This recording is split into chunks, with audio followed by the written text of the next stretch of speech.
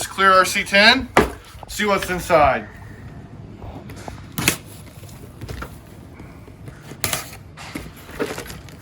Man, they don't want people to get in here. 3 seals on it. Oh yeah.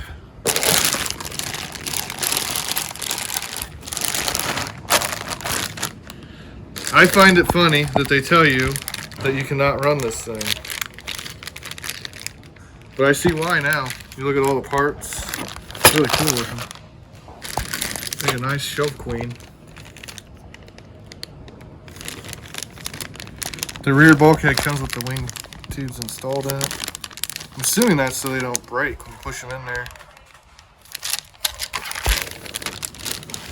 Rear suspension bag. Steel axle, steel dog bones.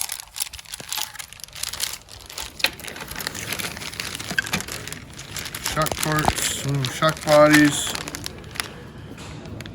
It's like a bunch of shock pistons, wow. Let's see what else we got. Steering linkage, nose plate. Finish on the nose plate. Ball cups look like the original ones, for sure. Threaded rod. Front bulkhead, front shock tower, front control arms, suspension pin set. Wow, that battery hold down looks very brittle. Those tubes.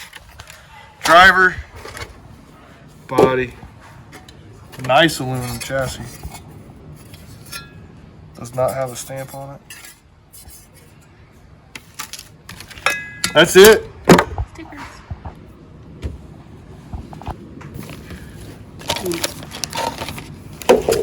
I want to thank Will Nichols for letting me unbox his RC10. Everybody have a good day. Thanks for tuning in.